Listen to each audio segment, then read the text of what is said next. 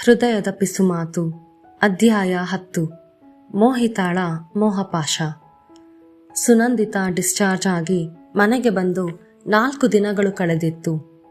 ಮನೆಯವರ ಸಹಾಯದಿಂದ ನಿಧಾನವಾಗಿ ಬದಲಾದ ಜೀವನ ಶೈಲಿಗೆ ಹೊಂದಿಕೊಳ್ಳುತ್ತಿದ್ದರು. ಮನೋಹರ್ ಹಾಗೂ ತ್ರಿಶೂಲ್ ಆಗಾಗ್ಗೆ ಅವರಿಗೆ ಧೈರ್ಯದ ನುಡಿಗಳನ್ನು ಹೇಳುತ್ತಿದ್ದರಾದರೆ, ಆನ್ಯಾ ಹಾಗೂ ವಂದನಾ ಪೈಪೋಟಿಗಿಳಿದವರಂತೆ ಸುನಂದಿತಾರ ಸೇವೆಗೆ ಟೊಂಕ ಕಟ್ಟಿ ನಿಂತರು. ಒಬ್ಬರು ಅಡುಗೆ ಹಾಗೂ ಮನೆಯ ಇತರೆ ಕೆಲಸದೆಡೆ ಗಮನ ಹರಿಸಿದರೆ, ಮತ್ತೊಬ್ಬರು ಸುನಂದಿತಾರ ಬಳಿಯೇ ಇದ್ದು ಅವರ ಔಷಧಿ ಪಥ್ಯ, ಅವರ ಬೇಕು ಬೇಡವನ್ನು ನೋಡಿಕೊಳ್ಳುತ್ತಾ ಅವರ ಮೊಗದಲ್ಲಿನ ನಗು ಸ್ವಲ್ಪವೂ ಮಾಸದಂತೆ ಮುತುವರ್ಜಿ ವಹಿಸುತ್ತಿದ್ದರು. ತಾನು ಇಷ್ಟು ಜನರ ಪ್ರೀತಿಗೆ ಪಾತ್ರಳಾಗಿರುವುದೇ ತನ್ನ ಅದೃಷ್ಟವೆಂದು ಇದ್ದುದರಲ್ಲಿ ಸಮಾಧಾನದಿಂದಿದ್ದರು ಸುನಂದಿತಾ. ಈ 4 ದಿನದಲ್ಲಿ ಬೀಗರು ಒಮ್ಮೆ ಬಂದು ಯೋಗಕ್ಷೇಮ ವಿಚಾರಿಸಿಕೊಂಡಿದ್ದರು. ಒಂದು ರೀತಿಯಲ್ಲಿ ಇಷ್ಟು ದಿನದ ಬಿಡುವಿಲ್ಲದ ದಿನಚರಿಯಿಂದ ವಿರಾಮ ಸಿಕ್ಕಂತಾಗಿತ್ತು ಸುನಂದಿತಾರಿಗೆ. ಸದ್ಯದ ಅವರ ಸ್ಥಿತಿಯಲ್ಲಿ ಆಗಾಗ್ಗೆ ಹಾಸಿಗೆಯಿಂದ ವೀಲ್ಚೇರ್ನ ಮೇಲೆ ಕೂರುವುದು ಕಷ್ಟವಿತ್ತು. ಹಾಗಾಗಿ ಹಾಸಿಗೆಯಲ್ಲೇ ಬೆನ್ನಿಗೆ ದಿಂಬಿನಾಸರೆ ಕೊಟ್ಟು ಕೂತಂತೆ ಒರಗಿಕೊಂಡು ಹೊತ್ತು ಕಳೆಯುವ ಸಲುವಾಗಿ ಕಾದಂಬರಿಯೊಂದ ಹಿಡಿದು ಅದರಲ್ಲಿ ಮಗ್ನರಾಗಿದ್ದರು. ಅಕ್ಕ ಅಕ್ಕ, ಅತ್ತಿಗೆ ಅತ್ತಿಗೆ ಎಂದು ಸೂರು ಹಾರುವಂತೆ ಕೂಗುತ್ತಾ ಸುನಂದಿತಾರ ರೂಮಿಗೆ ಬಂದವರೇ ಎದೆ ಬಡಿದುಕೊಂಡು ಅಳಲು ಶುರು ಮಾಡಿದರು ವಜ್ರೇಂದ್ರ ಹಾಗೂ ವಿಶಾಲಾಕ್ಷಿ. ಇವರ ಆರ್ಭಟದಿಂದಲೇ ಊಹಿಸಿದ್ದರು ಸುನಂದಿತಾ ತಮ್ಮ ಹಾಗೂ ಅವನ ಹೆಂಡತಿ ಬಂದಿರಬಹುದೆಂದು. ಅಕ್ಕ, ಇದೇನಕ್ಕ ನಿನ್ನ ಅವಸ್ಥೆ? ಹೇಗಿದ್ದಳು? ಹೇಗಾಗಿ ಹೋದ್ಯಲ್ಲೇ? ಮುಸಿ ಮುಸಿ ಅತ್ತನು ವಜ್ರೇಂದ್ರ. ಅತ್ತಿಗೆ, ಕಾಲು ಮುರ್ಕೊಂಡು ಕುಂಟಿ ಆಗೋದ್ಯಲ್ಲೇ ಅತ್ತಿಗೆ. ಬಾರದ ಕಣ್ಣೀರ ಸೆರಗಲಿ ಒರೆಸಿದಳು ವಿಶಾಲಾಕ್ಷಿ. ಅವಳೇನು ಶಾಶ್ವತವಾಗಿ ಕುಂಟಿಯಾಗಿಲ್ಲ. ಸ್ವಲ್ಪ ದಿನಗಳಲ್ಲೇ ಮೊದಲಿನಂತಾಗುತ್ತಾಳೆ. ಬಂದ ಗಡಸು ದಣಿಯೆಡೆ ವಜ್ರೇಂದ್ರ ಹಾಗೂ ವಿಶಾಲಾಕ್ಷಿ ಪೆಚ್ಚಾಗಿ ತಿರುಗಿದರೆ, ತಮ್ಮ ಹಾಗೂ ಅವನ ಹೆಂಡತಿಯ ಕುತಂತ್ರ ಬುದ್ಧಿಯನ್ನು ಅರಿತಿದ್ದ ಸುನಂದಿತಾರಿಗೆ ಪತಿ ಎದುರು ತಲೆ ತಗ್ಗಿಸುವಂತಾಯಿತು. ಭಾವ, ಹೇಗಿದ್ದೀರಾ? ಅಕ್ಕನ ಗಂಡನನ್ನು ಕಾಣುತ್ತಿದ್ದಂತೆಯೇ 32 ಹಲ್ಲುಗಳನ್ನು ಪ್ರದರ್ಶನಕ್ಕಿಟ್ಟಂತೆ ನಕ್ಕ. ಅಣ್ಣ, ಆಶೀರ್ವಾದ ಮಾಡಿ. ಸೆರಗೊದ್ದು ಕಾಲಿಗೆರಗಿದಳು ನಾಟಕೀಯವಾಗಿ. ವಜ್ರೇಂದ್ರ ಹಾಗೂ ವಿಶಾಲಾಕ್ಷಿ ಗುಳ್ಳೆ ನರಿಯಂಥ ಬುದ್ಧಿಯವರೆಂದು ಮದುವೆಯಾದ ಹೊಸದರಲ್ಲೇ ಅರ್ಥ ಮಾಡಿಕೊಂಡಿದ್ದರು ಮನೋಹರ್. ಮೈ ಮನದ ತುಂಬ ದುರಾಸೆ ದುರ್ಬುದ್ಧಿಗಳನ್ನೇ ತುಂಬಿಕೊಂಡಿರುವ ಇವರುಗಳೆಂದರೆ ಅಸಹ್ಯ ಮನೋಹರ್ ಅವರಿಗೆ. ಆದರೆ ಮಡದಿಯ ತವರು ಮನೆಯ ಏಕೈಕ ಕೊಂಡಿಯಾಗಿರುವ ಇವರುಗಳನ್ನು ಆಕೆಗಾಗಿ ಸಹಿಸಿಕೊಂಡು ಬಂದಿದ್ದರು. ಅತ್ತೆ, ನಿಮಗೆ ಹೀಗಾಗಬಾರ್ದಿತ್ತು. So sad. ಇವಾಗ ಹೇಗಿದ್ದೀರಾ? ವಯ್ಯಾರದಿಂದ ಕೇಳಿದ ತಮ್ಮನ ಮಗಳಿಗೆ ಉತ್ತರಿಸಬೇಕೆನಿಸಲಿಲ್ಲ ಸುನಂದಿತಾರಿಗೆ. ನೂಲಿನಂತೆ ಸೀರೆ, ತಾಯಿಯಂತೆ ಮಗಳು ಎಂಬ ಗಾದೆಯನ್ನು ಬಹುಶಃ ಈ ತಾಯಿ ಮಗಳನ್ನು ನೋಡಿಯೇ ಮಾಡಿರಬೇಕು. ಸ್ವಭಾವದಲ್ಲಿ ವಿಶಾಲಾಕ್ಷಿಗೆ ಎರಕ ಹೊಯ್ದಂತಿದ್ದಳು ಮಗಳು ಮೋಹಿತ. ಒಬ್ಬಳೇ ಮಗಳೆಂದು ಅತಿಯಾಗಿ ಮೆರೆಸಿದ್ದರ ಪ್ರಭಾವವೇನೋ ನಡೆಯುವಾಗ ನೆಲ ನೋಡಿ ನಡೆಯಬೇಕೆಂಬ ಮಾತು ಮೋಹಿತಾಳ ಪಾಲಿಗೆ ಅರ್ಥಹೀನವಾಗಿತ್ತು. ಅತ್ತೆಯನ್ನು ನೋಡಲು ಅವರ ತಮ್ಮನ ಕುಟುಂಬ ಬಂದಿರಬಹುದೆಂದು ಕುಮುದಾಳಿಂದ ತಿಳಿದ ಆನ್ಯಾ ಎಲ್ಲರಿಗೂ ಪಾನಕ ಹಿಡಿದು ಬಂದಳು. ವಜ್ರೇಂದ್ರ ಆನ್ಯಾಳನ್ನು ತಿರಸ್ಕಾರದಿಂದೆಂಬಂತೆ ನೋಡುತ್ತಾ ಪಾನಕದ ಲೋಟ ತೆಗೆದುಕೊಂಡರೆ, ಮನದಲ್ಲಿ ಎಷ್ಟೇ ಕಹಿ ಇದ್ದರೂ ಮೊಗದಲ್ಲಿ ಸಿಹಿಯಾದ ನಗೆ ಚೆಲ್ಲಬಲ್ಲ ವಿಶಾಲಾಕ್ಷಿ, ಚೆನ್ನಾಗಿದ್ದೀಯಾ ಅಮ್ಮ? ನೀನು ಈ ಮನೆಗೆ ಕಾಲಿಟ್ಟ ಗಳಿಗೆ ಬಹಳ ಪ್ರಶಸ್ತವಾದದ್ದು ಅನಿಸುತ್ತೆ. ಅದಕ್ಕೆ ಬಂದ ಕೆಲವೇ ದಿನಗಳಲ್ಲಿ ನಿಮ್ಮ ಅತ್ತೆಗೆ ರೆಸ್ಟ್ ಕೊಟ್ಬಿಟ್ಟೆ. ಕಹಿಯಾದ ಮಾತ್ರೆಗೆ ಶುಗರ್ ಕೋಟಿಂಗ್ ಮಾಡಿದಂತೆ ಹೇಳಿದಳು. ಅವರ ವ್ಯಂಗ್ಯ ಅರ್ಥವಾದರೂ ಅದರ ಹಿಂದಿನ ಕಾರಣ ತಿಳಿಯದೆ ಆನ್ಯಾ ಸುಮ್ಮನಾದರೆ, ಎಲ್ಲ ತಿಳಿದು ಹೆಂಡತಿಯ ಮುಖ ನೋಡಿ ಸುಮ್ಮನಾಗಬೇಕಾಯಿತು ಮನೋಹರ್. ತಮ್ಮನ ಮಡದಿಯ ಮಾತಿಗೆ ಪಾಪ ಸೊಸೆ ಎಷ್ಟು ನೊಂದುಕೊಂಡಳೋ ಏನೋ. ತನ್ನ ಕಡೆಯವರಿಂದ ಅವಳು ಇಂತಹ ಮಾತುಗಳನ್ನು ಕೇಳಬೇಕಾಯಿತಲ್ಲ ಎಂದು ತಪ್ಪಿತಸ್ಥ ಭಾವದಿಂದ ಆನ್ಯಾಳ ಕಡೆ ನೋಡಿದರು ಸುನಂದಿತಾ. ವಿಶಾಲಾಕ್ಷಿಯ ಮಾತು ಮುಗಿಯುವುದಕ್ಕೂ ತ್ರಿಶೂಲ್ ಹಾಗೂ ವಂದನಾ ಅಲ್ಲಿಗೆ ಬರುವುದಕ್ಕೂ ಸರಿ ಹೋಯಿತು. ಇನ್ನೊಂದೆರಡು ನಿಮಿಷ ಮುಂಚಿತವಾಗಿ ಬಂದಿದ್ದರೆ ಬಹುಶಃ ಇವರುಗಳ ಅಧ್ಯಾಯ ಇಲ್ಲಿಗೆ ಕೊನೆಯಾಗುತ್ತಿತ್ತೇನೋ. ಹೇ ತ್ರಿಶು, ಮೈ ಹ್ಯಾಂಡ್ಸಮ್, ಹೌ ಆರ್ ಯು?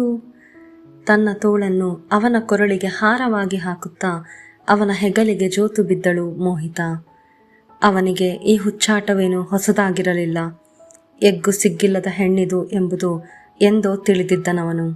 ಬೇಸರದಿಂದಲೇ ಅವಳಿಂದ ಬಿಡಿಸಿಕೊಳ್ಳುತ್ತಾ, ನಾನು ಯಾವಾಗಲೂ ಚೆನ್ನಾಗೇ ಇರ್ತೀನಿ ಎಂದ ತುಟಿ ಕೊಂಕಿಸುತ್ತಾ. ಮೋಹಿತ ಅದನ್ನು ನೋಡಿಯೂ ನೋಡದಂತೆ ನಟಿಸುತ್ತಾ, ಇವನ ಈ ಪೊಗರಿಗೆ ಇವಳೇ ಕಾರಣ ಅನ್ಸುತ್ತೆ ಎಂದುಕೊಳ್ಳುತ್ತಾ ಆನ್ಯಾಳ ಕಡೆ ದುರುಗುಟ್ಟಿದಳು. ಇದನ್ನೆಲ್ಲ ಸೂಕ್ಷ್ಮವಾಗಿ ಗಮನಿಸಿದ್ದೆಂದರೆ ಮನೋಹರ್ ಹಾಗೂ ವಂದನಾ. ಎಲ್ಲರೂ ಪ್ರಯಾಣ ಮಾಡಿ ಸುಸ್ತಾಗಿರ್ತೀರಾ, ಬನ್ನಿ ರೆಸ್ಟ್ ಮಾಡಿ. ಅತ್ತೆ, ಮಾವ, ನೀವು ಮೇಲೆ ಇರೋ ಗೆಸ್ಟ್ ರೂಮ್ ಯೂಸ್ ಮಾಡಿ. ಮೋಹಿತ ನನ್ನ ಜೊತೆ ನನ್ನ ರೂಮಲ್ಲಿ ಇರ್ತಾಳೆ ಎಂದಳು ವಂದನಾ. ಇನ್ನೊಂದೆರಡು ಎಕ್ಸ್ಟ್ರಾ ರೂಮುಗಳು ಇದ್ದಿದ್ದರೆ ಚೆನ್ನಾಗಿರೋದು ಎಂದು ವಜ್ರೇಂದ್ರ ಹಲ್ಲು ಕಿರಿದಾಗ, ಮನೆಗೆ ಸಾವಿರಾರು ಜನ ಬಂದು ಹೋಗ್ತಾರೆ, ಹಾಗಂತ 1000 ರೂಮುಗಳನ್ನು ಕಟ್ಟಿಸೋಕೆ ಆಗುತ್ತಾ? ಮುಖದ ಮೇಲೆ ಹೊಡೆದಂತೆ ಹೇಳಿ ಸರಿದು ಹೋದರು ಮನೋಹರ್. ತ್ರಿಶು, ಆಫೀಸ್ಗೆ ಹೊರಟಿದ್ಯಾ?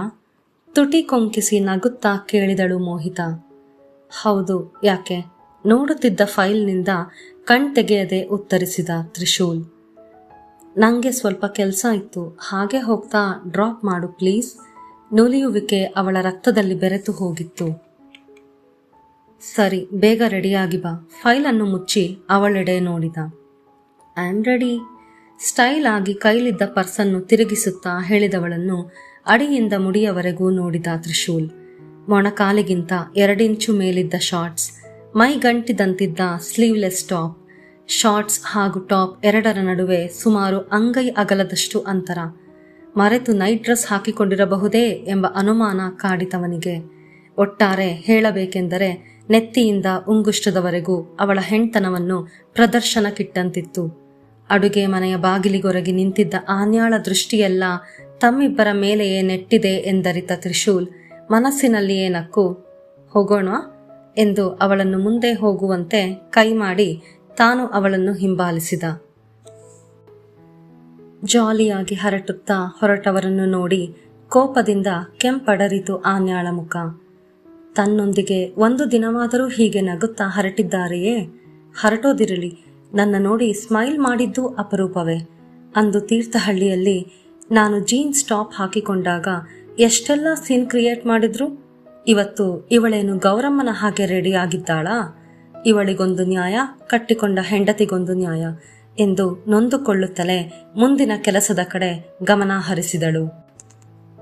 ಇತ್ತ ಹೆಂಡತಿ ಮಗಳನ್ನು ಕರೆದುಕೊಂಡು ಬಂದ ವಜ್ರೇಂದ್ರನ ಉದ್ದೇಶ ಬಿದ್ದು ಪೆಟ್ಟು ಮಾಡಿಕೊಂಡ ಅಕ್ಕನ ಯೋಗಕ್ಷೇಮ ವಿಚಾರಿಸುವುದಾಗಿರಲಿಲ್ಲ.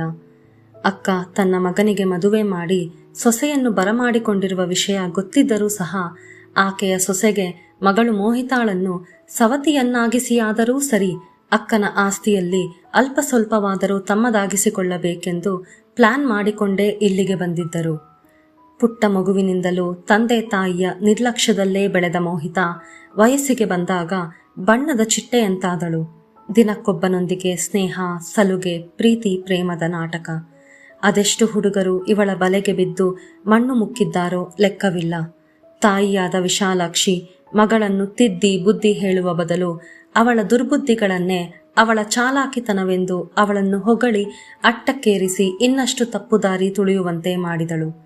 ಹುಡುಗರ ದಾರಿ ತಪ್ಪಿಸಿ ಅವರನ್ನು ತನ್ನ ಪ್ರೀತಿ ಎಂಬ ಮೋಸದ ಜಾಲದಲ್ಲಿ ಸಿಕ್ಕಿಸಿ ಅವರಿಂದ ದುಡ್ಡು ಸುಲಿಯುವುದರಲ್ಲೇ ಮುಳುಗಿ ಹೋಗಿದ್ದ ಮೋಹಿತಾಳಿಗೆ ತಾನು ಹರಡಿದ ಕೆಸರಿನ ರಾಶಿಯಲ್ಲಿ ತಾನು ಯಾವಾಗ ಕಾಲು ಜಾರಿದೆನೆಂದು ಅವಳಿಗೇ ತಿಳಿಯಲಿಲ್ಲ. ತ್ರಿಶೂಲನಿಗೆ ಆನ್ಯಾಳ ಸಂಬಂಧ ಗೊತ್ತಾದ 3 ದಿನಗಳ ಹಿಂದಷ್ಟೇ ಮೋಹಿತಾಳಿಗೆ ಅಬಾರ್ಷನ್ ಮಾಡಿಸಿಕೊಂಡು ಡಿಸ್ಚಾರ್ಜ್ ಆಗಿ ಮನೆಗೆ ಕರೆದುಕೊಂಡು ಬಂದಿದ್ದರು. ಅವಳ ಆ ಅವಸ್ಥೆಯಿಂದಾಗಿ ಅವರುಗಳ್ಯಾರೂ ತ್ರಿಶೂಲ್ನ ಮದುವೆಗೆ ಬರಲಾಗಲಿಲ್ಲ. ಪ್ರೀತಿಯ ಅರ್ಥವೇ ತಿಳಿಯದ ಮೋಹಿತ ಯಾವ ಹುಡುಗನೊಂದಿಗಾದರೂ ಸರಿ ಬಹಳ ಸಲೀಸಾಗಿ ಬೆರೆತು ಹೋಗುವಳು. ಅವನು ವಿವಾಹಿತನಾಗಿರಲಿ ಅಥವಾ ಅವಿವಾಹಿತನಾಗಿರಲಿ ಅವಳಿಗೆ ಯಾವ ವ್ಯತ್ಯಾಸವೂ ಇಲ್ಲ. ಈ ಆಟದಲ್ಲಿ ಪಳಗಿರುವ ಮೋಹಿತ ತ್ರಿಶೂಲ್ ಹಾಗೂ ಆನ್ಯಾ ಅನ್ಯೋನ್ಯದಿಂದಿಲ್ಲವೆಂದು ಬಂದ ದಿನವೇ ಅರಿತುಕೊಂಡಳು. ಅತ್ತಿಗೆ, ಗಂಟೆ 9 ಆಯ್ತು. ಅಮ್ಮನಿಗೆ ಊಟ ಬಡಿಸೋಣ, ನಂತರ ಟ್ಯಾಬ್ಲೆಟ್ಸ್ ಕೊಡೋಕೆ ಸರಿ ಹೋಗುತ್ತೆ ಎಂದು ವಂದನಾಳಿಗೆ ಹೇಳುತ್ತಾ ಅತ್ತೆಗೆ ಊಟ ತೆಗೆದುಕೊಂಡು ಹೋಗಲು ಅಣಿ ಮಾಡಿದಳು ಆನ್ಯಾ. ಆನ್ಯಾ, ನೀನು ಎಲ್ಲರಿಗೂ ಊಟಕ್ಕೆ ಬಡಿಸು, ನಾನು ಅಮ್ಮನಿಗೆ ಊಟ ಮಾಡಿಸಿ ಔಷಧಿ ಕೊಟ್ಟು ಬರ್ತೀನಿ ಎಂದು ತಟ್ಟೆ ಹಿಡಿದು ತಾಯಿಯ ರೂಮಿಗೆ ಹೊರಟಳು ವಂದನಾ. ಎಲ್ಲರಿಗೂ ಮೊದಲೇ ಡೈನಿಂಗ್ ಹಾಲ್ನಲ್ಲಿ ಹಾಜರಾದರು ವಜ್ರೇಂದ್ರ, ವಿಶಾಲಾಕ್ಷಿ. ಗಂಡ ಹಾಗೂ ಮಾವನವರು ಬಂದದ್ದು ಕಂಡು ಅವರಿಗೂ ತಟ್ಟೆ ಹಾಕಿದಳು ಆನ್ಯಾ. ಅಬ್ಬಾ, ನಂಗಂತೂ ತುಂಬಾ ಹೊಟ್ಟೆ ಹಸಿದಿದೆ.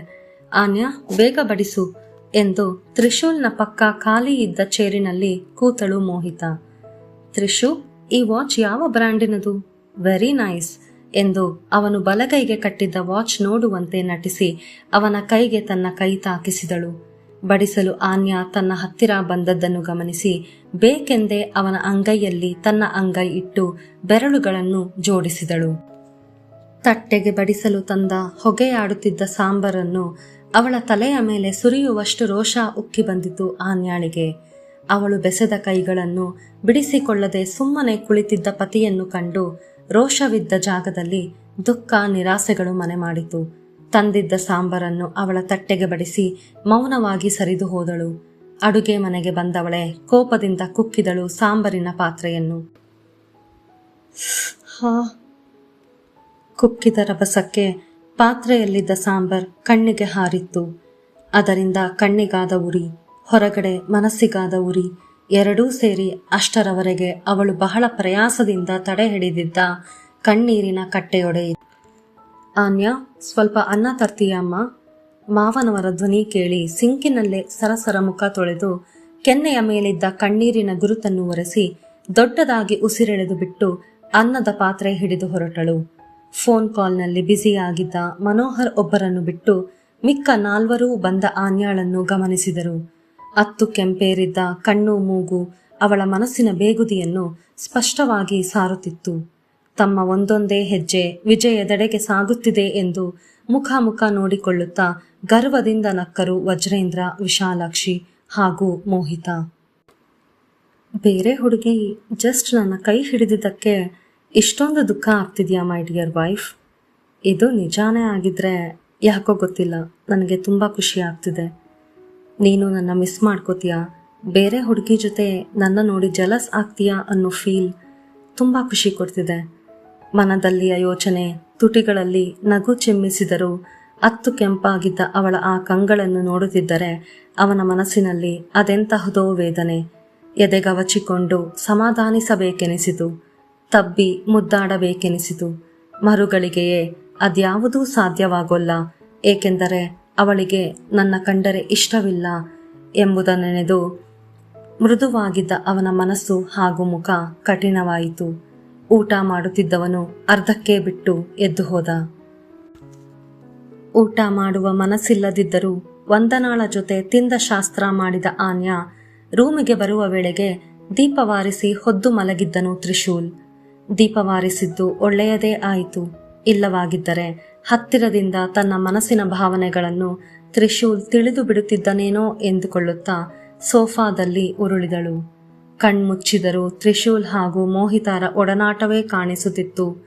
ಮುಚ್ಚಿದ ಕಣ್ಣೆವೆಗಳಿಂದ ಉರುಳಿದ ಕಂಬನಿ ತಲೆದಿಂಬಿನಲ್ಲಿ ಹುದುಗಿ ಮರೆಯಾಯಿತು. ಆನ್ಯಾಳ ಮೇಲಿನ ಕೋಪ, ಅವಳ ಹಠದಿಂದ ಅವನ ಸ್ವಾಭಿಮಾನಕ್ಕಾದ ಪೆಟ್ಟು ಇವೆಲ್ಲವೂ ಸೇರಿ ತಪ್ಪೆಂದು ತಿಳಿದೂ ಸಹ ಮೋಹಿತಾಳ ಸಂಯಮ ಮೀರಿದ ನಡವಳಿಕೆಗೆ ತ್ರಿಶೂಲ್ ಕೂಡ ಸಹಕರಿಸತೊಡಗಿದ. ಇತ್ತ ಆನ್ಯಾ ತ್ರಿಶೂಲ್ನ ಬಗ್ಗೆ ತಾನು ತಿಳಿದುಕೊಂಡದ್ದೇ ಸರಿ. ತನ್ನಿಂದ ಸಿಗದಿದ್ದ ಸಂತೋಷ ಈಗ ಮೋಹಿತಾಳಿಂದ ಅವರಿಗೆ ಸಿಗುತ್ತಿರಬೇಕಾದರೆ ಅವರ ಜೀವನದಲ್ಲಿ ತನ್ನ ಇರುವಿಕೆಗೆ ಯಾವ ಅರ್ಥವೂ ಇಲ್ಲ ಎಂದು ಸ್ವಲ್ಪ ಅತಿಯಾಗಿಯೇ ಊಹಿಸಿ ನೊಂದವಳು ಹೆಚ್ಚು ಹೆಚ್ಚು ಸಮಯ ಸುನಂದಿತಾರ ಸೇವೆಯಲ್ಲಿ ಕಳೆಯುತ್ತಾ ಆದಷ್ಟು ತ್ರಿಶೂಲ್ನಿಂದ ದೂರವಾಗಿರಲು ಶುರು ಮಾಡಿದಳು. ಆನ್ಯಾಳ ಈ ನಡವಳಿಕೆ ತ್ರಿಶೂಲ್ನನ್ನು ಮತ್ತಷ್ಟು ಕೆರಳಿಸಿತು. ತಾನು ಮೋಹಿತಾಳೊಂದಿಗೆ ಸಲುಗೆಯಿಂದಿದ್ದರೆ ಅದನ್ನು ಸಹಿಸದೆ ಆನ್ಯಾ ಅವಳಾಗೆ ತನ್ನ ಬಳಿ ಬರುತ್ತಾಳೆ, ತನ್ನವಳಾಗುತ್ತಾಳೆಂದು ಅಪೇಕ್ಷಿಸುತ್ತಿದ್ದವನಿಗೆ ಅವಳು ತನ್ನಿಂದ ಮತ್ತಷ್ಟು ದೂರಾಗುವುದನ್ನು ಸಹಿಸದಾದ. ಅಂದು ಭಾನುವಾರವಾದ್ದರಿಂದ ತ್ರಿಶೂಲ್ ಆಫೀಸಿನ ಕೆಲಸಗಳಿಗೆ ಬ್ರೇಕ್ ಕೊಟ್ಟು ತಂದೆಯೊಂದಿಗೆ ಹರಟುತ್ತಾ ಕಾಫಿ ಕುಡಿಯುತ್ತಿದ್ದ. ಆನ್ಯಾ, ಇಷ್ಟು ಬೆಳಿಗ್ಗೆ ಎಲ್ಲಿಗಮ್ಮ ಹೊರಟೆ? ಸಣ್ಣಗೆ ಮಳೆ ಬೇರೆ ಬರ್ತಾ ಇದೆ. ಕೈಯಲ್ಲಿ ಹೂ ಹಣ್ಣು ಹಿಡಿದು ಹೊರಟ ಸೊಸೆಯನ್ನು ಕಂಡು ಆಕೆ ದೇವಸ್ಥಾನಕ್ಕೆ ಹೊರಟಿದ್ದಾಳೆಂದು ಅರ್ಥವಾಗಿಯೂ ಕೂಡ ಮಗನ ಗಮನ ಅವಳ ಕಡೆ ಸೆಳೆಯುವ ಸಲುವಾಗಿ ಕೇಳಿದರು ಮನೋಹರ್. ದೇವಸ್ಥಾನಕ್ಕೆ ಅಪ್ಪ, ಮಳೆ ನಿಂತಿದೆ, ಬೇಗ ಬಂದು ಬಿಡ್ತೀನಿ ಎಂದು ಹೊರಡಲು ಹೆಜ್ಜೆ ಮುಂದಿಟ್ಟವಳನ್ನು ತಡೆದ ಮನೋಹರ್, ಮೋಡ ಕವಿದಿದೆ, ಯಾವ ಸಮಯದಲ್ಲಾದರೂ ಮಳೆ ಸುರಿಯಬಹುದು, ಹೇಗಿದ್ರೂ ತ್ರಿಶೂಲ್ದು ಕೂಡ ಸ್ನಾನ ಆಗಿದೆ, ಅವನೇ ಕಾರಲ್ಲಿ ಕರೆದುಕೊಂಡು ಹೋಗ್ತಾನೆ, ಇಬ್ಬರೂ ಹೋಗಿ ಬನ್ನಿ ಎಂದು ಮಗನ ಕಡೆ ನೋಡಿದರು. ತ್ರಿಶೂಲ್ ಉತ್ತರಿಸುವ ಮೊದಲೇ, ಪರವಾಗಿಲ್ಲ ಅಪ್ಪ, ನಾನು ಆಟೋಲಿ ಹೋಗಿ ಬರ್ತೀನಿ ಎಂದವಳ ಮಾತು ಕೇಳುತ್ತಿದ್ದಂತೆಯೇ, ನಾನು ಬರ್ತೀನಿ ಕೋಪದಿಂದೆದ್ದನು ತ್ರಿಶೂಲ್. ತ್ರಿಶು, ಅಲ್ಲೇ ಟೆಂಪಲ್ ಹತ್ತಿರ ನನ್ನ ಫ್ರೆಂಡ್ ಮನೆ ಇದೆ, ನಾನು ನಿಮ್ಮ ಜೊತೆ ಬರ್ತೀನಿ, ಡ್ರಾಪ್ ಮಾಡಿಬಿಡು ಪ್ಲೀಸ್. ಅವರಿಬ್ಬರು ಒಟ್ಟಿಗೆ ಹೋಗುವುದನ್ನು ಸಹಿಸದೆ ಬಂದಳು ಮೋಹಿತ. ಸಾರಿ, ಆಗೋಲ್ಲ ಎಂದು ಮುಖದ ಮೇಲೊಡೆದಂತೆ ಹೇಳಿದವನೇ ಆನ್ಯಾಳ ರೆಟ್ಟೆ ಹಿಡಿದು ಕರೆದುಕೊಂಡು ಹೋದ ಎನ್ನುವುದಕ್ಕಿಂತ ಎಳೆದುಕೊಂಡು ಹೋದನೆನ್ನಬಹುದು. ಛೆ ಎಂದು ತನ್ನ ಬಲಗಾಲನ್ನು ನೆಲಕ್ಕಪ್ಪಳಿಸಿ ಕೋಪ ಪ್ರದರ್ಶಿಸಿದಳು ಮೋಹಿತ. ಡ್ರೈವರ್ ಪಕ್ಕದ ಸೀಟಿನ ಡೋರ್ ತೆಗೆದವನೇ ಆನ್ಯಾಳನ್ನು ತಳ್ಳಿದಂತೆ ಒಳಗೆ ಕೂಡಿಸಿ ತಾನು ಕುಳಿತು ಕಾರ್ ಸ್ಟಾರ್ಟ್ ಮಾಡಿದ. ಮನೆಯಿಂದ ಸ್ವಲ್ಪ ದೂರ ಬರುವಷ್ಟರಲ್ಲೇ ಆಗಸದಿಂದ ದಪ್ಪನಾದ ಹನಿಗಳು ಬೀಳಲಾರಂಭಿಸಿದವು. ಮಳೆ ಗಾಳಿಯ ರಭಸ ಹೆಚ್ಚಾಗಿ ಕಾರಿನೊಳಗೆ ನೀರು ಬರಲಾರಂಭಿಸಿದಾಗ ಕಾರಿನ ಸ್ಪೀಡ್ ಕಮ್ಮಿ ಮಾಡಿದವನು ಅವಳ ಬದಿ ತೆರೆದಿದ್ದ ಕಿಟಕಿಯನ್ನು ಹಾಕಲು ಬಗ್ಗಿದ. ತೀರಾ ಹತ್ತಿರದಲ್ಲಿ ತಾಕುತ್ತಿದ್ದ ಅವನ ಬಿಸಿಯುಸಿರು, ಅವನ ಕೈಗಳ ಸ್ಪರ್ಶ ಕ್ಷಣ ಕ್ಷಣಕ್ಕೂ ಅವಳ ಸಂಯಮವನ್ನು ಸಡಿಲಗೊಳಿಸುತ್ತಿತ್ತು. ಕಣ್ಣಲ್ಲಿ ಕಣ್ಣಿಟ್ಟು ನೋಡುತ್ತಿದ್ದವನ ಸೆಳೆತಕ್ಕೆ ತಾನು ಸೋಲುವುದರಲ್ಲಿ ಸಂಶಯವೇ ಇಲ್ಲವೆನಿಸಿ ಪಕ್ಕಕ್ಕೆ ಮುಖ ತಿರುಗಿಸಿಕೊಂಡಳು. ಆದರೆ ತ್ರಿಶೂಲ್ ಅದನ್ನು ತಿಳಿದದ್ದೇ ಬೇರೆಯದೇ ರೀತಿ. ಈ ತ್ರಿಶೂಲ್ಗೆ ಮುಖ ತಿರುಗಿಸೋಷ್ಟು ಕೊಬ್ಬು ತನ್ನ ಸ್ವಾಭಿಮಾನಕ್ಕೆ ಅವಳು ಕೊಟ್ಟ ಮತ್ತೊಂದು ಪೆಟ್ಟು ಎಂದು ಭಾವಿಸಿದನು. ವಿಂಡೋ ಹಾಕೋಬೇಕು ಅನ್ನೋದು ಗೊತ್ತಾಗಲ್ವಾ? ನಾನ್ಸೆನ್ಸ್, ಸಿಡುಕಿದ ತಾಳ್ಮೆ ಕಳೆದುಕೊಂಡು. ಎಷ್ಟೆಂದು ಸಹಿಸಿಯಾಳು ಅವನು ಕೊಡೋ ದುಃಖವನ್ನು. ಅಂಗೈಲಿ ಮುಖ ಮುಚ್ಚಿ ಬಿಕ್ಕಳಿಸಿದಳು ಜೋರಾಗಿ. ರಸ್ತೆಯ ಬದಿಗೆ ಕಾರು ನಿಲ್ಲಿಸಿದವನು ಎತ್ತಲೋ ನೋಡುತ್ತಾ ಮೌನವಾಗಿ ಕುಳಿತು ಬಿಟ್ಟ. ಕೆಲ ನಿಮಿಷಗಳ ನಂತರ ಸಮಾಧಾನಕ್ಕೆ ಬಂದವಳು ಕಣ್ಣೊರೆಸಿಕೊಂಡು ಅವನ ಕಡೆ ನೋಡಿದಾಗ ಭಾವರಹಿತವಾಗಿದ್ದ ಅವನ ಮುಖವನ್ನು ಕಂಡು ಹೃದಯ ಛಿದ್ರ ಛಿದ್ರವಾದಂತೆನಿಸಿತು. ಮನುಷ್ಯರೇ ಅಲ್ಲ ನೀವು ಎಂದಳು ತಿರಸ್ಕಾರದಿಂದ. ಕ್ಷಣ ಅವಳನ್ನೇ ದಿಟ್ಟಿಸಿದವ ಕೋಪದಿಂದ ಕಾರಿನ ಆಕ್ಸಿಲರೇಟರ್ ಒತ್ತಿದ. ದೇವಸ್ಥಾನದ ಎದುರಿಗೆ ಕಾರು ನಿಂತಿದ್ದೇ ತಡ ಅವನಿಗೆ ಕಾಯದೆ ಇಳಿದು ಹೋದಳು. ಅವಳು ಹೋದ ದಿಕ್ಕನ್ನೇ ನೋಡುತ್ತಾ ಇಳಿದು ಕಾಲಿನಿಂದ ಕಾರಿನ ಡೋರನ್ನು ಒದ್ದವನು ಅವಳ ಹಿಂದೆ ಹೆಜ್ಜೆ ಹಾಕಿದ. ಮಂದಿರದೊಳಗೆ ಹೋದವಳು ಪೂಜೆಗೆಂದು ತಂದಿದ್ದ ಹಣ್ಣು ಹೂವಿನ ಬುಟ್ಟಿಯನ್ನು ಅರ್ಚಕರಿಗೆ ನೀಡಿ ದೇವರಿಗೆ ವಂದಿಸಿ ಗುಡಿ ಹಿಂಭಾಗಕ್ಕೆ ಹೋದಳು. ದಾರಿಯ ಮಧ್ಯದಲ್ಲಿ ಜೋರಾಗಿದ್ದ ಮಳೆ ಈಗ ಪೂರ್ತಿಯಾಗಿ ನಿಂತಿಲ್ಲದಿದ್ದರೂ ಜಿಬುರು ಹನಿ ಹಾಕುತ್ತಿತ್ತು. ಕ್ಷಣ ಅನುಮಾನಿಸಿದವಳು, ಇಲ್ಲ, ನನ್ನಲ್ಲಿಯ ಈ ಕೋಪ, ದುಃಖ, ಅಸಮಾಧಾನವೆಲ್ಲ ದೂರವಾಗಿ ಮನಸ್ಸು ಪ್ರಶಾಂತವಾಗಿರಬೇಕಾದರೆ ನಾನು ಇದನ್ನು ಮಾಡಲೇಬೇಕು ಎಂದು ಅಲ್ಲಿದ್ದ ಬಾವಿಯಿಂದ ಬಿಂದಿಗೆ ನೀರು ತೆಗೆದುಕೊಂಡು ಅನಾಮತ್ ತಲೆಯ ಮೇಲೆ ಸುರಿದುಕೊಂಡಳು. ಮತ್ತೊಂದು, ಮಗದೊಂದು ಎಂಬಂತೆ 3-4 ಬಿಂದಿಗೆ ತಣ್ಣೀರನ್ನು ಸುರಿದುಕೊಂಡಳು. ದೇವಸ್ಥಾನದ ಒಳಗಡೆ ಹೋದವಳು ಈಗ ಹೊರಗಿನ ಪ್ರಾಧಿಕಾರದಿಂದ ಅದು ತೊಯ್ದು ತೊಪ್ಪೆಯಾಗಿ ಬರುತ್ತಿರುವವಳನ್ನು ಕಂಡು ಅಲ್ಲೇ ಮಳೆ ಬೀಳದಂತೆ ಶೀಟಿನ ಚಾವಣಿ ಹಾಕಿದ್ದ ಜಗುಲಿಯ ಮೇಲೆ ಕೈ ಕಟ್ಟಿ ಕುಳಿತಿದ್ದವನು ಆಶ್ಚರ್ಯದಿಂದ ಎದ್ದು ನಿಲ್ಲುತ್ತಾನೆ. ಬೀಳುತ್ತಿದ್ದ ಮಳೆ ಹನಿಗಳನ್ನು ಲೆಕ್ಕಿಸದೆ ಅವಳ ಬಳಿ ನಡೆದು, ಆನ್ಯಾ, ಏನಿದು ಹುಚ್ಚಾಟ? ಮಳೆ ಹನಿ ಹಾಕ್ತಾ ಇದೆ, ಬಟ್ಟೆ ಇಷ್ಟೊಂದು ಹೇಗೆ ಒದ್ದೆ ಆಯ್ತು? ನಡಿ, ಮೊದಲು ಮನೆಗೆ ಹೋಗೋಣ ಎಂದನು ಅವಳ ಕೈ ಹಿಡಿಯುತ್ತಾ. ನಾನು ದೇವರಿಗೆ ಉರುಳು ಸೇವೆ ಹಾಗೂ ಹೆಜ್ಜೆ ನಮಸ್ಕಾರ ಹಾಕ್ತೀನಿ ಅಂತ ಹರಕೆ ಹೊತ್ತುಕೊಂಡಿದ್ದೀನಿ, ತಪ್ಪಿಸೋ ಹಾಗಿಲ್ಲ. ಕೊಸರಾಡಿ ಅವನ ಮುಷ್ಟಿಯಲ್ಲಿದ್ದ ತನ್ನ ಕೈಯನ್ನು ಬಿಡಿಸಿಕೊಂಡಳು ಆನ್ಯಾ. ಯಾತಕ್ಕೋಸ್ಕರ, ಯಾರಿಗೋಸ್ಕರ ಈ ಹರಕೆ, ಅದು ಈ ಮಳೆಯಲ್ಲಿ? ಪ್ರಶ್ನಿಸಿದ ಅವಳನ್ನೇ ದಿಟ್ಟಿಸುತ್ತಾ. ಎಲ್ಲಾ ವಿಷಯದಲ್ಲೂ ನೀವು ಹೇಳಿದ ಹಾಗೆ ಕುಣಿಯೋಕೆ ನಾನು ಮೋಹಿತ ಅಲ್ಲ, ದಯವಿಟ್ಟು ನನಗೆ ತೊಂದರೆ ಕೊಡಬೇಡಿ ಮುಂದೆ ಸರಿದು ಹೋದಳು. ಎದೆಯಲ್ಲಿ ಹಾರೆ ಹಾಕಿ ಮೀಟಿದಂತಾಯಿತು ಅವಳಾಡಿದ ಮಾತುಗಳನ್ನು ಕೇಳಿ. ಆನ್ಯಾ, ನೀನು ನನ್ನ ಅರ್ಥ ಮಾಡಿಕೊಳ್ಳೋದಕ್ಕೆ ಸಾಧ್ಯನೇ ಇಲ್ಲ. ನಿನ್ನನ್ನು ನನ್ನ ಸಂಗಾತಿಯಾಗಿ ಆರಿಸಿಕೊಂಡು ಬಹುಶಃ ತಪ್ಪು ಮಾಡಿದೆನೇನೋ. ಹಣೆಯುಜ್ಜಿಕೊಂಡ. ಹೋಗೋಣ. ಉರುಳು ಸೇವೆ, ಹೆಜ್ಜೆ ನಮಸ್ಕಾರ, ಎಲ್ಲವನ್ನೂ ಮುಗಿಸಿಕೊಂಡು ಸುಮಾರು 1 ಗಂಟೆಯ ನಂತರ ಬಂದು ನಿಂತಳು ಪತಿ ಎದುರಿಗೆ. ಅಡಿಯಿಂದ ಮುಡಿಯವರೆಗೂ ನೋಡಿದ. ಉಟ್ಟ ಸೀರೆ ಪೂರ್ತಿ ಕೆಸರಾಗಿತ್ತು. ಮಳೆ ನಿಂತು ಮೋಡಗಳು ಸರಿದು ಸೂರ್ಯ ಪ್ರಜ್ವಲಿಸುತ್ತಿದ್ದರೂ ಅವಳುಟ್ಟಿದ್ದ ಸೀರೆಯ ತೇವವಿನ್ನೂ ಹಾಗೇ ಇತ್ತು. ಈ ಸೇವೆಗಳೆಲ್ಲವನ್ನು ಮಾಡಬೇಕೆಂದು ಅವಳು ಮೊದಲೇ ಹರಕೆ ಹೊತ್ತುಕೊಂಡದ್ದು ನಿಜವೇ ಆಗಿದ್ದರೆ ಮನೆಯಿಂದ ಹೊರಡುವಾಗ ಮತ್ತೊಂದು ಜೊತೆ ಬಟ್ಟೆಯನ್ನು ಇಟ್ಟುಕೊಂಡಿರುತ್ತಿದ್ದಳು. ಇಲ್ಲಿಗೆ ಬಂದ ಮೇಲೆ ಅವಳು ಇದೆಲ್ಲವನ್ನು ನಿರ್ಧರಿಸಿದ್ದು ತನ್ನ ಮೇಲಿನ ಕೋಪದಿಂದಾಗಿ ಎಂಬುದು ಅವನಿಗೆ ಅರ್ಥವಾಯಿತು. ಅಲ್ಲೇ ಅವಳ ಕೆನ್ನೆಗೆ 4 ಬಾರಿಸಬೇಕೆನಿಸಿತು. ಹಲ್ಮುಡಿ ಕಚ್ಚಿ ಮುಷ್ಟಿ ಬಿಗಿ ಹಿಡಿದು ತನ್ನ ಕೋಪವನ್ನು ಹತೋಟಿಗೆ ತಂದುಕೊಂಡ ತ್ರಿಶೂಲ್. ಕಾರಿನ ಬಳಿ ಬರುವಷ್ಟರಲ್ಲಿ 3 ಬಾರಿ ಎಡವಿ ಬೀಳುವುದರಲ್ಲಿದ್ದವಳನ್ನು ಕೈ ಆಸರೆ ನೀಡಿ ಹಿಡಿದು ನಿಲ್ಲಿಸಿದ್ದ. ಸೀಟಿನಲ್ಲಿ ಕೂತವಳೆ ಸುಸ್ತಾಗಿ ಹಿಂದಕ್ಕೊರಗಿ ಕಣ್ಮುಚ್ಚಿದವಳು ಅನುಗ್ರಹ ತಲುಪಿದಾಗಲೇ ಕಣ್ತೆರೆದದ್ದು. ಬೆಳಿಗ್ಗೆ 8ರ ಸುಮಾರಿಗೆ ದೇವಸ್ಥಾನಕ್ಕೆಂದು ಹೊರಟ ಮಗ ಸೊಸೆ 10 ಗಂಟೆಗೆ ವಾಪಸ್ಸಾದಾಗ ಆಶ್ಚರ್ಯವಾಯಿತು ಮನೋಹರ್ ಹಾಗೂ ಸುನಂದಿತಾರಿಗೆ. ರೂಮಿನಲ್ಲೇ ಇದ್ದು ರೋಸಿ ಹೋಗಿದ್ದ ಸುನಂದಿತಾ ಗಂಡ ಮಗಳ ಸಹಾಯದಿಂದ ವೀಲ್ ಚೇರ್ನಲ್ಲಿ ಕೂತು ಹಾಲಿಗೆ ಬಂದು ಟಿವಿ ನೋಡುತ್ತಿದ್ದರು. ಕೆಸರಿನಿಂದ ತೊಯ್ದ ಬಟ್ಟೆಯಲ್ಲಿ ತಟ್ಟಾಡುತ್ತಾ ರೂಮು ಸೇರಿದ ಆನ್ಯಾಳನ್ನು ಕಂಡು ಮನೆಯವರೆಲ್ಲ ಒಬ್ಬರ ಮುಖವನ್ನೊಬ್ಬರು ನೋಡಿಕೊಂಡರು. ಅವರುಗಳ ಪ್ರಶ್ನೆಗೆ ಉತ್ತರ ನೀಡುವುದು ತ್ರಿಶೂಲ್ನಿಗೆ ಅನಿವಾರ್ಯವಾಗಿತ್ತು. ಅವಳ ಹರಕೆಯ ವಿಚಾರ ತಿಳಿಸಿ ಅವನೂ ಸಹ ರೂಮು ಸೇರಿದ. ಬಟ್ಟೆ ಬದಲಾಯಿಸಿ ಬಾತ್ರೂಮಿನಿಂದ ಹೊರಬಂದವಳಿಗೆ ರೂಮಿನಲ್ಲಿದ್ದ ವಸ್ತುಗಳೆಲ್ಲ ತನ್ನ ಸುತ್ತ ಗಿರಗಿರ ತಿರುಗಿದಂತಾಯಿತು. ತಲೆ ಹಿಡಿದುಕೊಂಡು ಕುಸಿಯುತ್ತಿದ್ದವಳನ್ನು ಓಡು ನಡಿಗೆಯಲ್ಲಿ ಬಂದು ತನ್ನ ಭುಜ ಕೊರಗಿಸಿಕೊಂಡ ತ್ರಿಶೂಲ್. ಆನ್ಯಾ ಆನ್ಯಾ ಕೆನ್ನೆ ತಟ್ಟಿದ. ಉತ್ತರ ಬರದಿದ್ದಾಗ ಪ್ರಜ್ಞೆ ತಪ್ಪಿದ್ದಾಳೆಂದು ಅರಿವಾಗಿ ಹೂವನ್ನೆತ್ತುವಂತೆ ಮೃದುವಾಗಿ ಅವಳನ್ನು ತನ್ನ ತೋಳಿನಲ್ಲೆತ್ತಿಕೊಂಡು ಬಂದು ಮಂಚದ ಮೇಲೆ ಮಲಗಿಸಿದ. ಬೆಳಗ್ಗಿನಿಂದಲೂ ಅವಳು ಏನೂ ತಿಂದಿಲ್ಲವೆನ್ನುವುದು ಅವನಿಗೆ ಗೊತ್ತಿತ್ತು. ಅದರೊಂದಿಗೆ ಅವಳಿಗವಳೇ ವಿಧಿಸಿಕೊಂಡ ಹರಕೆಯ ಶಿಕ್ಷೆ. ತಡ ಮಾಡದೆ 1 ಲೋಟ ಗ್ಲೂಕೋಸ್ ನೀರು ಹಿಡಿದು ಬಂದವ ಅವಳನ್ನು ತನ್ನ ಎದೆಗೊರಗಿಸಿಕೊಂಡ. ಮೈ ಕೆಂಡದಂತೆ ಸುಡುತ್ತಿತ್ತು. ಬಹಳ ಪ್ರಯಾಸದಿಂದ ಎಬ್ಬಿಸಿ ಸ್ವಲ್ಪ ಸ್ವಲ್ಪವೇ ಗ್ಲೂಕೋಸ್ ಕುಡಿಸಿ ಮಲಗಿಸಿದ. ಅರ್ಧ ಗಂಟೆಯೊಳಗೆ ಬಂದ ಅವರ ಫ್ಯಾಮಿಲಿ ಡಾಕ್ಟರ್ ಇಂಜೆಕ್ಷನ್ ಮಾತ್ರೆಗಳನ್ನು ಕೊಟ್ಟು ಹೋದರು. ಸುನಂದಿತಾರ ಸ್ಥಿತಿ ಹೀಗಾದರೆ ಇತ್ತ ಆನ್ಯಾ ಹುಷಾರಿಲ್ಲದೆ ಮಲಗಿದಳು. ಮಗಳು 4 ದಿನ ತವರು ಮನೆಗೆ ಬಂದು ಸುಧಾರಿಸಿಕೊಳ್ಳಲೆಂದು ನಳಿನಿ ಅಕ್ಕರೆಯಿಂದ ಕರೆದಾಗ ಮೋಹಿತಾಳ ಕಂಗಳಲ್ಲಿ ಮೂಡಿದ ಮಿಂಚನ್ನು ಕಂಡ ಆನ್ಯಾ ತಾಯಿಯೊಂದಿಗೆ ಹೋಗಲು ಸುತಾರಾಮ್ ಒಪ್ಪಲಿಲ್ಲ. ಮದುವೆಯಾಗಿ ಹತ್ತಿರ ತಿಂಗಳೆರಡು ಕಳೆದರೂ ಆನ್ಯಾ ತ್ರಿಶೂಲರ ದಾಂಪತ್ಯ ಶುರುವಾಗದೇ ಇರಬಹುದು.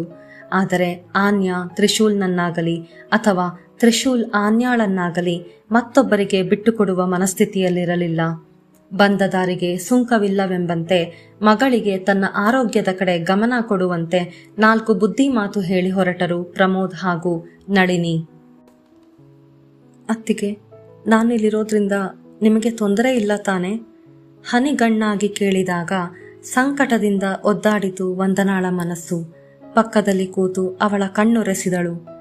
ನಿನ್ನ ಮನೆಯಲ್ಲಿ ನೀವಿದ್ದರೆ ಹೇಗಮ್ಮ ಅದು ತೊಂದರೆ ಆಗತ್ತೆ? ವಂದನಾ ಅಡುಗೆ ಕೆಲಸಗಳನ್ನು ನೋಡಿಕೊಂಡರೆ ಸುನಂದಿತಾನ ನಾನು ನೋಡಿಕೊಳ್ಳುತ್ತೇನೆ. ನೀನು 4 ದಿನ ಆರಾಮಾಗಿ ರೆಸ್ಟ್ ತಗೋಮ್ಮ. ನಿನ್ನ ಬೇಕು ಬೇಡಗಳನ್ನು ತ್ರಿಶೂಲ್ ನೋಡಿಕೊಳ್ಳುತ್ತಾನೆ. ಸೊ ಯಾರಿಗೂ ಯಾವ ರೀತಿಯ ತೊಂದರೆಯೂ ಇಲ್ಲ. ಮಗಳಿಗೆ ಅನುಕೂಲವಾಗುವುದರ ಜೊತೆಗೆ ಈ ನೆಪದಿಂದಲಾದರೂ ಮಗ ಸೊಸೆ ಅವರಿಬ್ಬರ ನಡುವಿನ ಭಿನ್ನಾಭಿಪ್ರಾಯಗಳನ್ನು ಬಗೆಹರಿಸಿಕೊಳ್ಳಲೆಂಬುದು ಮನೋಹರ್ ಅವರ ಉದ್ದೇಶವಾಗಿತ್ತು. ಸಾಕು, ಹೊಟ್ಟೆ ತುಂಬಿದೆ. ಇನ್ನು ಗಂಟಲಲ್ಲಿ 1 ತುತ್ತು ಇಳಿಯುವುದಿಲ್ಲವೆನ್ನುವಂತೆ ಊಟ ಮಾಡಿಸುತ್ತಿದ್ದ ತ್ರಿಶೂಲ್ನನ್ನೇ ನೋಡಿದಳು ಆನ್ಯಾ. ಸರಿ, ಮಲಗಿ ರೆಸ್ಟ್ ಮಾಡು. ಬೇಡದಿರೋ ಯೋಚನೆಗಳನ್ನು ಮಾಡುತ್ತಾ ತಲೆ ಕೆಡ್ಸ್ಕೋಬೇಡ. ಕುರ್ಚಿಯಿಂದೆದ್ದು ಹೊರಟವನನ್ನು ಕೈ ಹಿಡಿದು ತಡೆದಳು. ಬೇಡದಿರೋ ಯೋಚನೆಗಳು ಅಂದ್ರೆ ಯಾವುದು? ಕೇಳಿದವಳನ್ನು ಎವೆ ಇಕ್ಕದೆ ನೋಡಿದ ತ್ರಿಶೂಲ್. ಇವಾಗ ನೀನು ಮಾಡ್ತಾ ಇರೋದು ಅದನ್ನೇ, ಒರಟಾಗಿ ಹೇಳುತ್ತಾ ಕೈ ಬಿಡಿಸಿಕೊಂಡು ಹೋದವನನ್ನು ನೋಡಿ ನಿಡಿದಾದ ನಿಟ್ಟಿಸಿರೊಂದ ಬಿಟ್ಟು ಕಣ್ಮುಚ್ಚಿದಳು.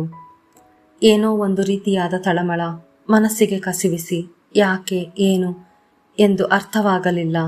ಟೆರೇಸ್ನಲ್ಲಿ ಆಗಸ ನೋಡುತ್ತಾ ನಿಂತಿದ್ದ ತ್ರಿಶೂಲ್ ಎಷ್ಟು ಹೊತ್ತು ಹಾಗೇ ಇದ್ದನೋ ತಿಳಿಯಲಿಲ್ಲ. ತುಂಬ ಚಳಿ ಇದೆ. ಇನ್ನೂ ಸ್ವಲ್ಪ ಹೊತ್ತು ಇಲ್ಲೇ ಇದ್ರೆ ನೆಗಡಿ ಜ್ವರ ಬರೋದ್ರಲ್ಲಿ ಡೌಟೇ ಇಲ್ಲ. ಯಾಕೆ, ನಿದ್ದೆ ಬರಲಿಲ್ವಾ? ಬೆನ್ನ ಹಿಂದಿನಿಂದ ಬಂದು ತಬ್ಬಿದವಳ ಕೈಗಳು ಅವನೆದೆಯ ಮೇಲೆ ರಂಗೋಲಿ ಬಿಡಿಸಿದಾಗ ಹಿತವೆನಿಸಿ ಕಣ್ಮುಚ್ಚಿದ. ಅವಳ ಅಪ್ಪುಗೆಯ ಬಿಗಿ ಹೆಚ್ಚಿದಂತೆ ಅವನ ಮೈಯ ನರನಾಡಿಗಳು ಸುಖದಿಂದ ನರಳಿದವು. ಮನಸ್ಸು ಆನ್ಯ ಆನ್ಯ ಎಂದು ಆಲಾಪಿಸಿತು. ಸರಕ್ಕನೆ ತಿರುಗಿದವನು ಎದುರುಗಿದ್ದವಳನ್ನು ಕಂಡು ಶಾಕ್ನಿಂದ ಬೆವೆತು ಹೋದ. ಏನಾಯ್ತು? ಅವನ ಬಿಳಿಚಿಕೊಂಡ ಮುಖವನ್ನು ನೋಡುತ್ತಾ ಕೇಳಿದಳು ಮೋಹಕವಾಗಿ. ಅವಳ ಪ್ರಶ್ನೆಗೆ ಎಚ್ಚೆತ್ತವನೇ ನಡೆದದ್ದು ಕನಸೋ ನನಸೋ ಎಂದು ತಿಳಿಯದೆ, ಮೋಹಿತಾ, ನೀನು ಇಲ್ಲಿ? ಕೇಳಿದ ಅನುಮಾನದ ಸ್ವರದಲ್ಲಿ. ಹೌದು, ನಾನೇ. ಬೆರಳ ತುದಿಯಿಂದ ಅವನ ಕೆನ್ನೆಯ ಮೇಲೆ ಚಿತ್ತಾರ ಬಿಡಿಸತೊಡಗಿದಾಗ ಎಚ್ಚೆತ್ತ ತ್ರಿಶೂಲ್ ತನ್ನ ಕೈಗಳು ಅವಳ ನಡು ಬಳಸಿರುವುದನ್ನು ಅರಿತು ತನ್ನ ತಾನು ಶಪಿಸಿಕೊಳ್ಳುತ್ತಾ ಕೈ ಹಿಂತೆಗೆಯಬೇಕೆನ್ನುವಷ್ಟರಲ್ಲಿ ಅರಿತವಳಂತೆ ಅದನ್ನು ತಡೆದವಳೆ ಅವನ ಕೊರಳಿಗೆ ತನ್ನ ತೋಳುಗಳನ್ನೇ ಹಾರವಾಗಿಸಿ ಪೂರ್ತಿ ಅವನ ಮೇಲೆ ವಾಲಿದಳು. ಮದುವೆಯಾದಂದಿನಿಂದ ಅವನ ಹಾಗೂ ಆನ್ಯಾಳ ನಡುವೆ ಜಗಳ ಮನಸ್ತಾಪ ಬಿಟ್ಟರೆ ಇಂಥದ್ದೊಂದು ರಸಗಳಿಗೆ ಬಂದದ್ದೇ ಇಲ್ಲ. ಆನ್ಯ ಮನಕ್ಕೆ ಮುದ ನೀಡುವ ಸರಳ ಮುಗ್ಧ ಸುಂದರಿಯಾದರೆ ಮೋಹಿತಾ ಮೈಮನದ ಬಯಕೆಗಳು ಹುಚ್ಚೆದ್ದು ಕುಣಿಯುವಂತೆ ಮಾಡಬಲ್ಲ ಚತುರೆ. ಆಸೆಗಳನ್ನು ಕೆರಳಿಸುವ ಅವಳ ಸೌಂದರ್ಯಕ್ಕೆ ಕ್ಷಣ ಸೋತಿತವನ ಪುರುಷ ಮನಸ್ಸು. ಆ ಒಂದು ಕ್ಷಣಕ್ಕಾಗಿಯೇ ಕಾದಿದ್ದವಳು ಇನ್ನೇನು ಅವನ ತುಟಿಗೆ ತುಟಿ ಬೆರೆಸಬೇಕೆನ್ನುವಷ್ಟರಲ್ಲಿ ಅವನ ಮನದಲ್ಲಿ ಮೂಡಿದ ಬಾಳದೇವತೆಯ ಆಕೃತಿ ನಕ್ಕಂತಾಯಿತು. ಬೆಂಕಿ ಸೋಕಿದವನಂತೆ ಹಿಮ್ಮೆಟ್ಟಿ ಮೋಹಿತಾ ಎಂದು ಗುಡುಗಿದ. ಕಣ್ಬಿಟ್ಟಳು ಅವನ ವರ್ತನೆಯಲ್ಲಾದ ದಿಢೀರ್ ಬದಲಾವಣೆಗೆ. ನೀನೇನು ಮಾಡೋಕ್ಕೆ ಹೊರಟಿದ್ದೆ ಅಂತ ಗೊತ್ತಿದ್ಯಾ ನಿನಗೆ? ಛ! ಮುಖ ಕಿವುಚಿ ದೃಷ್ಟಿ ಬದಲಿಸಿದ. ಸುಲಭದಲ್ಲಿ ಸೋಲೊಪ್ಪಿಕೊಳ್ಳುವ ಸ್ವಭಾವದವಳಲ್ಲದ ಮೋಹಿತಾ ಮತ್ತೊಮ್ಮೆ ಅವನ ಆಲಿಂಗನ ಬಯಸಿ ಹತ್ತಿರ ಬಂದಾಗ, ಡೋಂಟ್ ಟಚ್ ಮೀ ಮೋಹಿತಾ, ಇನ್ನೊಂದು ಹೆಜ್ಜೆ ಮುಂದಿಟ್ಟರೂ ನಾನು ಮನುಷ್ಯನಾಗಿರೋಲ್ಲ. ಸಿಡುಕಿ ಅವಳನ್ನು 2 ಅಡಿಗಳಷ್ಟು ದೂರ ತಳ್ಳಿದ. But why? ನಾಚಿಕೆ ಬಿಟ್ಟು ಪ್ರಶ್ನಿಸಿದವಳನ್ನು ಕ್ಷಣ ನಂಬಲಾರದೆ ನೋಡಿದವನು, ಮದುವೆಗೆ ಮೊದಲೇ ಇಂಥದ್ದನ್ನೆಲ್ಲ ಎಂಕರೇಜ್ ಮಾಡದೇ ಇದ್ದ ನಾನು ಈಗ, ಅದು ನನಗೆ ಅಂತ ಒಂದು ಹೆಣ್ಣು ಇರೋವಾಗ ಇದಕ್ಕೆಲ್ಲ ನಾನು ಸಹಕರಿಸುತ್ತೇನೆ ಅಂತ ಹೇಗಂದ್ಕೊಂಡೆ ನೀನು? ನನ್ನ ಮತ್ತೆ ಆನ್ಯ ಮಧ್ಯೆ ತುಂಬಾ ಮಿಸ್ಅಂಡರ್ಸ್ಟ್ಯಾಂಡಿಂಗ್ಸ್ ಇದೆ. ನಾವು ಅನ್ಯೋನ್ಯವಾಗಿಲ್ಲ ಅನ್ನೋ ವಿಷಯ ನಿನಗೆ ಗೊತ್ತಿದೆ ಅನ್ನೋದು ನನಗೆ ಗೊತ್ತು, ಹೇಳಿದ ಅವಳನ್ನೇ ನೋಡುತ್ತಾ. ಮೈಯಲ್ಲಿ ಹನಿ ರಕ್ತವೂ ಇಲ್ಲವೇನೋ ಎಂಬಂತೆ ಬಿಳಿಚಿಕೊಂಡಿತವಳ ಮುಖ. ಯಾಕೆ? ಶಾಕ್ ಆಯ್ತಾ? ತ್ರಿಶೂಲ್ ಅಷ್ಟು ಈಸಿಯಾಗಿ ಯಾರ ಬಲೆಗೂ ಬೀಳೋಲ್ಲ. ನಿನ್ನ ಮನಸ್ಸಿನಲ್ಲೇನಿದೆ, ನಿನ್ನ ಉದ್ದೇಶ ಏನು, ಇದೆಲ್ಲ ನನಗೆ ಎಂದೋ ಅರ್ಥವಾಯಿತು. ಆದರೂ ಕಸಿನ್ ಅಂತ ಸಲಿಗೆಯಿಂದಿದ್ದೆ. ಇವತ್ತು ನೇರವಾಗಿ ಹೇಳ್ತಾ ಇದ್ದೀನಿ, ಕೇಳಿಸ್ಕೊ. ನೀನು ಅಂದುಕೊಂಡ ಹಾಗೆ ಏನೂ ಆಗೋಲ್ಲ. ನೀನು ನನ್ನಿಂದ ಏನು ಬಯಸ್ತಾ ಇದೆಯೋ ಅದು ಯಾವತ್ತೂ ಸಿಗೋಲ್ಲ. ಬೆಟರ್ ಬೇರೆ ಹುಡುಗನ್ನ ಹುಡುಕಿಕೋ. ಇಲ್ಲೇ ಇದ್ದರೆ ನಿನ್ನ ಟೈಮ್, ವಯಸ್ಸು, ಸೌಂದರ್ಯ ಎಲ್ಲ ವೇಸ್ಟ್ ಎಂದವನು ತಿರುಗಿ ನೋಡದೆ ಮೆಟ್ಟಲಿಳಿದು ಹೋಗಿಬಿಟ್ಟ. ಥೂ, ಸ್ವಲ್ಪಾನೂ ರೊಮ್ಯಾಂಟಿಕ್ ಅಲ್ಲದಿರೋ ಇಂತಹವನ ಹಿಂದೆ ಬೀಳು ಅಂದ್ಲಲ್ಲ ನಮ್ಮಮ್ಮ. ಎಷ್ಟು ಕೊಬ್ಬಿರಬೇಡ ಇವನಿಗೆ. ಏನು ಊರಿಗೆಲ್ಲ ಇವನೊಬ್ಬನೇ ಹ್ಯಾಂಡ್ಸಮ್ ಅಂದ್ಕೊಂಡಿದ್ದಾನೆ. ನನಗೇನು ಹುಡುಗರು ಗತಿ ಇಲ್ಲದೆ ಇವನ ಹತ್ತಿರ ಬನ್ನ. ಎಸ್, ಇನ್ನು ಇಲ್ಲಿದ್ದು ನನ್ನ ಟೈಮ್ ವೇಸ್ಟ್ ಮಾಡಿಕೊಳ್ಳುವಷ್ಟು ದಡ್ಡಿ ನಾನಲ್ಲ. ಇವನಿಲ್ಲ ಅಂದರೆ ಇವನ ತಾತನಂತೋನು ಇನ್ನೊಬ್ಬ ಸಿಗ್ತಾನೆ, ಹೋಗೋಲೋ ಎಂದು ಹಿಗ್ಗಾ ಮುಗ್ಗ ಬೈದುಕೊಳ್ಳುತ್ತಾ ಹೋದಳು ಮೋಹಿತಾ. ಇಲ್ಲಿಯವರೆಗೂ ನಡೆದ ಘಟನೆಗೆ ಕತ್ತಲ ಮರೆಯಲ್ಲಿ ಸಾಕ್ಷಿಯಾಗಿ ನಿಂತ ಆನ್ಯಾಳನ್ನು ತ್ರಿಶೂಲ್ನಾಗಲಿ ಮೋಹಿತಾಳಾಗಲಿ ಗಮನಿಸಲಿಲ್ಲ. ಜ್ವರ ಬಂದಾಗಿನಿಂದ ಯಾವ ಕೆಲಸವನ್ನೂ ಮಾಡದೆ ರೂಮಿನಲ್ಲೇ ಮಲಗಿ ಬೇಸರವಾಗಿ ಹೋಗಿತ್ತು ಆನ್ಯಾಳಿಗೆ. ಅರ್ಧ ಗಂಟೆಯಿಂದ ಹಾಸಿಗೆಯಲ್ಲಿ ಹೊರಳಾಡಿ ಮೈಕೈ ನೋವು ಬಂದಿತ್ತೇ ವಿನಃ ನಿದ್ರಾದೇವಿಯಂತೂ ಅವಳ ಬಳಿ ಸುಳಿದಿರಲಿಲ್ಲ. 4 ಹೆಜ್ಜೆ ಓಡಾಡಿ ಬಂದರೆ ಹಾಗೆನಿಸಬಹುದು ಎಂದು ಟೆರೇಸ್ಗೆ ಹೋದವಳು ಅಲ್ಲಿನ ದೃಶ್ಯ ಕಂಡು ಕ್ಷಣ ಅವಳೆದೇ ಬಡಿತ ನಿಂತಂತಾಯಿತು. ತ್ರಿಶೂಲ್, ಮೋಹಿತಾ ಅಷ್ಟು ಸನಿಹದಲ್ಲಿ ಒಬ್ಬರನ್ನೊಬ್ಬರು ತಬ್ಬಿ ನಿಂತದ್ದು ಮೂಕವಾಗಿ ರೋಧಿಸಿತು ಅವಳ ಮನ. ಮುಂದಿನದೇನನ್ನು ನೋಡಲಿಚ್ಛಿಸದೆ ಅಲ್ಲಿಂದ ಕಾಲ್ತೆಗೆಯಬೇಕು. ಅಷ್ಟರಲ್ಲಿ ಮೋಹಿತಾ ಎಂದು ತ್ರಿಶೂಲ್ ಕಿರಿಚಿದ್ದು ಕೇಳಿ ಅಲ್ಲೇ ನಿಂತಿದ್ದಳಾದ್ದರಿಂದ ನಡೆದದಷ್ಟೂ ಅವಳ ಗಮನಕ್ಕೆ ಬಂದಿತ್ತು. ಆನ್ಯ ರೂಮಿಗೆ ಬಂದವಳೆ ಮಂಕಾಗಿ ಒಂದೆಡೆ ಕುಳಿತು ಬಿಟ್ಟಳು. ಇಷ್ಟೊತ್ತು ತಾನು ನೋಡಿದ್ದು ಕೇಳಿದ್ದು ನಿಜವೇ? ತನ್ನ ಗಂಡನ ಮೇಲೆ ಮೋಹಿತಾಳಿಗೆ ಕಣ್ಣಿದೆ ಎಂದು ಗೊತ್ತಿದ್ದರೂ ಅವಳು ಈ ಮಟ್ಟಕ್ಕಿಳಿಯುತ್ತಾಳೆಂದು ಊಹಿಸಿರಲಿಲ್ಲ. ಹಾಗೆ ತ್ರಿಶೂಲ್ ಮೋಹಿತಾಳೊಂದಿಗೆ ನಡೆದುಕೊಂಡ ರೀತಿ ಕೂಡ ಆಶ್ಚರ್ಯ ತಂದಿತ್ತು ಆನ್ಯಾಳಿಗೆ. ತ್ರಿಶೂಲ್, ನಾನಂದುಕೊಂಡ ಹಾಗಲ್ವಾ? ನಾನೇ ಅವರನ್ನು ತಪ್ಪಾಗಿ ತಿಳಿದಿದ್ದೀನಾ? ನಮ್ಮ ಮದುವೆಯಾಗಿ ಇಷ್ಟು ದಿನಗಳಾದರೂ ನನ್ನಿಂದ ಅವರಿಗೆ ಯಾವುದೇ ರೀತಿಯ ಸುಖ ಸಂತೋಷ ಸಿಕ್ಕಿಲ್ಲ. ಹಾಗಿದ್ದಾಗ ಮೋಹಿತಾ ಅವಳಾಗೆ ಒಲಿದು ಬಂದರೂ ಅವರು ಪ್ರೋತ್ಸಾಹಿಸಲಿಲ್ಲ ಅಂದರೆ ನನಗೇನೂ ಅರ್ಥ ಆಗ್ತಿಲ್ಲ. ಎರಡೂ ಕೈಯಲ್ಲೂ ತಲೆ ಹಿಡಿದು ಕೂತಳು. ಏನಾಯ್ತು? Are you okay? ಮತ್ತೆ ಹುಷಾರು ತಪ್ಪಿದಳೇನೋ ಎಂಬ ಆತಂಕದಿಂದ ಕೇಳಿದ ತ್ರಿಶೂಲ್. ಏನಿಲ್ಲ, ಸ್ವಲ್ಪ ತಲೆನೋವು. ಧ್ವನಿ ಬಂದ ಕಡೆ ನೋಡಿದವಳು ಸಂದರ್ಭಕ್ಕನುಸಾರವಾಗಿ ಸುಳ್ಳು ಹೇಳಬೇಕಾಯಿತು. ರೆಪ್ಪೆಯಲುಗಿಸದೆ ನೋಡುತ್ತಿದ್ದವಳನ್ನು ಕಂಡು ಅವಳು ತನ್ನನ್ನೇ ನೋಡುತ್ತಿದ್ದಾಳಾ ಅಥವಾ ರೂಮಿನಲ್ಲಿ ಬೇರೆ ಇನ್ಯಾರಾದರೂ ಇದ್ದಾರೆಯೇ ಎನ್ನುವಂತೆ ಆ ಕಡೆ ಈ ಕಡೆ ತಲೆಯಾಡಿಸಿ ತಮ್ಮಿಬ್ಬರ ಹೊರತು ಬೇರ್ಯಾರೂ ಇಲ್ಲದ್ದು ಖಚಿತಪಡಿಸಿಕೊಂಡು, ಏನು ಹಾಗೆ ನೋಡ್ತಾ ಇದ್ಯಾ? ಲೇಟ್ ಆಯ್ತು, ಮಲ್ಕೋ ಹೋಗು ಎಂದವನು ಮಂಚದ ಒಂದು ಬದಿಯಲ್ಲಿ ಅಡ್ಡಾದ. ಮಂಚದ ಇನ್ನೊಂದು ಬದಿಯಲ್ಲಿ ಅಡ್ಡಾದವಳಿಗೆ ನಿದ್ದೆ ಮರೀಚಿಕೆಯಾದಂತಿತ್ತು. ಮಲಗಬೇಕೆಂದು ಎಷ್ಟು ಪ್ರಯತ್ನಿಸಿದರೂ ಕಣ್ಮುಚ್ಚಿದರೆ ಸಾಕು ಟೆರೇಸ್ನಲ್ಲಿ ನಡೆದದ್ದೇ ನೆನಪಾಗುತ್ತಿತ್ತು. ತಲೆ ಕೆಟ್ಟಂತಾಯಿತವಳಿಗೆ. ತ್ರಿಶೂಲ್, ನನಗೆ ನೀವೇನು ಅಂತ ಅರ್ಥ ಆಗ್ತಿಲ್ಲ. ಮೌನವಾಗಿ ನುಡಿಯಿತವಳ ಮನಸ್ಸು. ಇತ್ತ ತ್ರಿಶೂಲ್ನ ಮನಸ್ಥಿತಿಯೂ ಸಹ ಅವಳದಕ್ಕಿಂತ ಭಿನ್ನವಾಗಿರಲಿಲ್ಲ.